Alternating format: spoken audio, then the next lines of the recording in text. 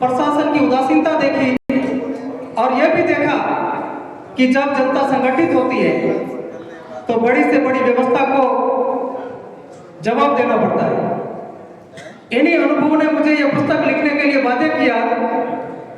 जब पीड़ित मेरे पास समस्याओं की शिकायतें लिखाने के लिए आते थे तब कई बार मुझे लगा कि शिकायतें लिखने से कुछ नहीं बदलेगा, पर जब जब किसी पीड़ित की आंखों में उम्मीद देखी तब तक लगा कि हमें केवल विरोध नहीं बल्कि मार्गदर्शन भी देना पड़ेगा।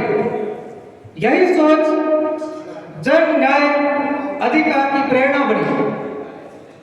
मैं कई सालों से एक आरटीआई एक्टिविस्ट के रूप में काम करता था।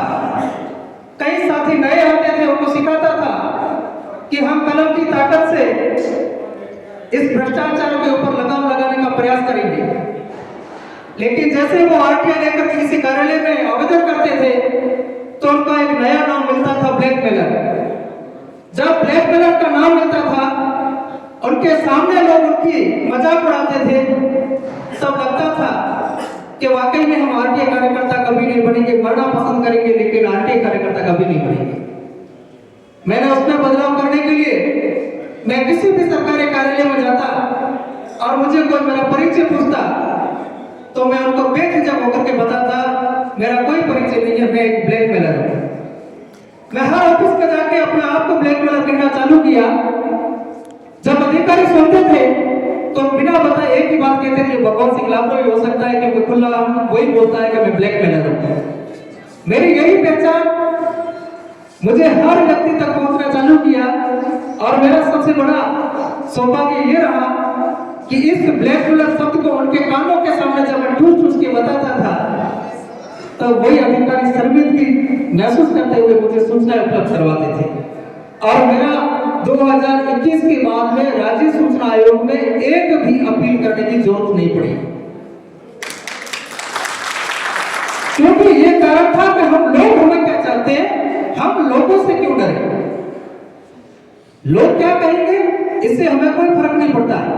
हमने उन लोगों को ताना बाना को ध्यान में नहीं रखते हुए हमें सीधा एक ही कहा जो हमें लोग समाज कहना चाहता है ब्लैकमेलर, तो हम ब्लैकमेलर सही, क्योंकि हम तो अच्छे के लिए कर रहे हैं, हमारी मंशा तो गलत नहीं है।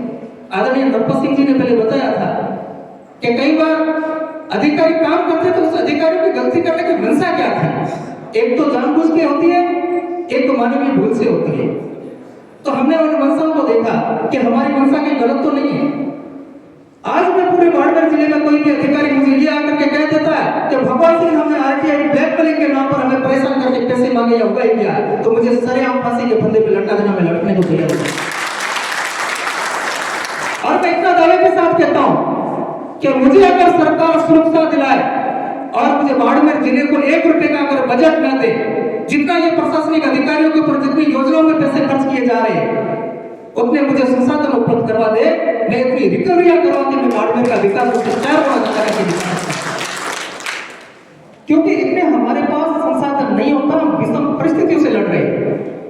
तब हमने इस पुस्तक लिखी और उसके बाद में मेरा विश्वास है कि लोकतंत्र केवल चुनाव जीतने या सरकार बनाने का काम नहीं है।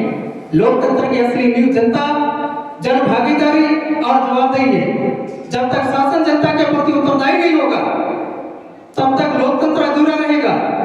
यह पुस्तक इसी जवाबदेही की मांग करती है और यह बताती है कि नागरिक केवल मतदाता नहीं बल्कि शासन के मालिक है।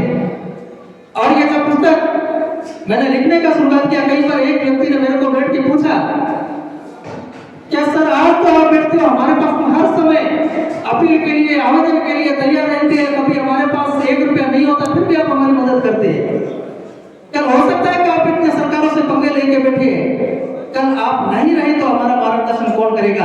और मैंने कहा बात तो सही है। मैंने एक बार कहीं किसी जगह मैंने पढ़ा था कि किसी ने गांधी जी को कहा था, गांधी जी आप तो हमारी मदद करते हो, आपके जाने के बाद हमें न्याय कौन दिलाएगा। तो उनको न्याय दिलाने के लिए भारतीय करेंसी के ऊपर, नोटों के ऊपर गांधी जी का फोटो लग गया, हम उस गांधी जी को आगे करते हैं तो न्याय मिल जाता है।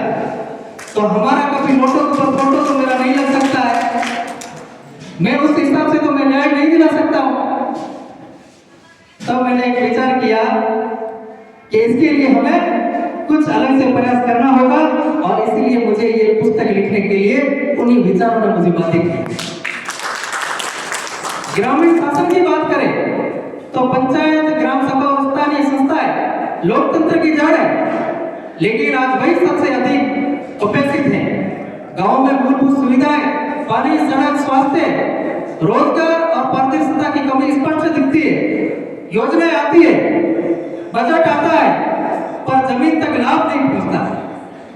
इस स्थिति ने मुझे मजबूर किया कि लोगों को उनके अधिकारों की कानूनी और व्यवहारिक जानकारी दी जाए ताकि वे खुद अपने गांव की व्यवस्था पर निगरानी रख सके। शहरी क्षेत्रों में भी स्थिति अलग नहीं है। वहां बेरोजगारी, अव्यवस्थित विकास, प्रशासनिक उदासीनता और आम नागरिकों की समस्याओं के प्रति संवेदनहीनता बढ़ती जा रही है। शहरों का विस्तार हो रहा है, परेशान सिकुड़ रहा है। यह विडंबना लोकतंत्र के लिए खतरा है। भूमि और किसान का प्रश्न मेरे हृदय के बहुत करीब है। राजस्थान के औरड़, गौचर और टोली की भूमि केवल जमीन के टुकड़े नहीं है, वे हमारी संस्कृति, आजीविका और पर्यावरण की जीवन रेखा है। आज कॉर्पोरेट प्रभाव और विकास के नाम पर इन संसाधनों का अंधाधुंध दोहन हो रहा है। पेड़ कट रहे हैं, चारागाह खत्म हो रहे हैं, जल स्रोत सूख रहे हैं। अगर हमने अभी आवाज नहीं उठाई तो आने वाली पीढ़ियां हमें कभी माफ नहीं करेगी।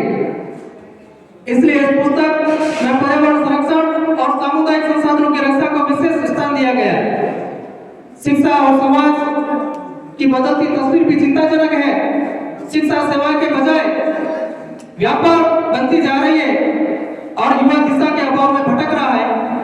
मैं चाहता हूं कि युवा केवल नौकरी खोजने वाला नहीं, बल्कि समाज बदलने वाला बने। जागरूक युवा ही लोकतंत्र की सबसे बड़ी ताकत है। प्रशासनिक पुनर्गठन के नाम पर जो केंद्रीकरण बढ़ रहा है, उसमें लोकतंत्र कमजोर हो रहा है। स्थानीय संस्थाओं की शक्तियां घट रही है और जनता की आवाज दूर होती जा रही है। यह प्रवृत्ति लोकतंत्र के शरण का संकेत है।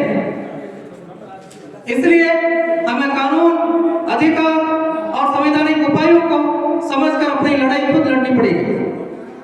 सूचना का अधिकार, सुनवाई का अधिकार, लोक सेवा गारंटी, शिकायत प्रक्रिया, न्यायालयीन उपाय के, यह सब हमारे हथियार हैं और इस पुस्तक का उद्देश्य इन्हें सरल भाषा में जनता तक पहुंचाना है। जन न्याय अधिकार दरअसल एक पुस्तक नहीं, बल्कि एक मार्गदर्शक, एक संकल्प है, एक आंदोलन की रूपरेखा है।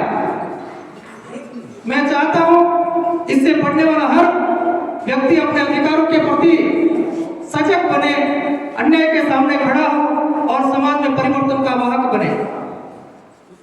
अंत में मैं आप सभी से यही कहना चाहता हूं कि यह पुस्तक मेरी नहीं, हमारी है। यह आपके संघर्षों की कहानी है। इस कार्यक्रम में अपनी उपस्थिति दर्ज करें, इस विचार को आगे बढ़ाने का संकल्प लिया।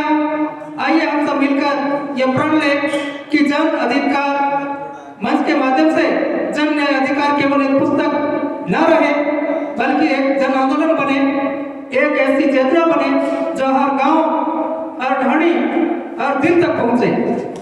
हम सब मिलकर ऐसा समाज बनाए जहां शासन जवाबदेह हो, व्यवस्था संवेदनशील हो, प्रकृति सुरक्षित हो और हर नागरिक सम्मान के साथ जीवन जी सके।